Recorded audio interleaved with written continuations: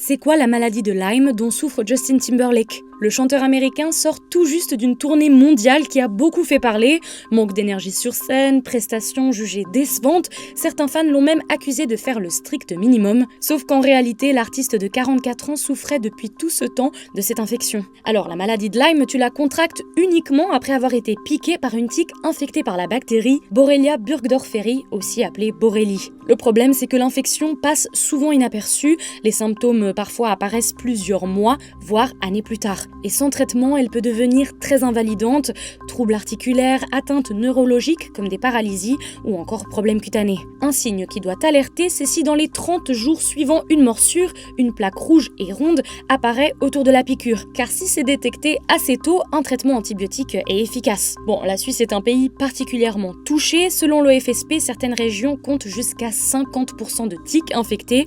Résultat, au moins 10 000 personnes contractent chaque année la maladie de Lyme et les chiffres continuent d'augmenter. Et contrairement à la méningite à tiques, aussi appelée encéphalite, il n'existe pas de vaccin. D'où l'importance de se protéger, vêtements couvrants, répulsifs, éviter les sous-bois et surtout s'examiner après chaque balade. Si on en trouve une, on l'enlève tout de suite avec une pincette, sans oublier la tête, on désinfecte et en cas de fièvre ou de symptômes, on consulte rapidement un médecin. D'ailleurs, petit rappel, les tiques ne tombent pas des arbres, elles attendent dans les hautes herbes et s'accrochent au passage, surtout entre le printemps et l'automne.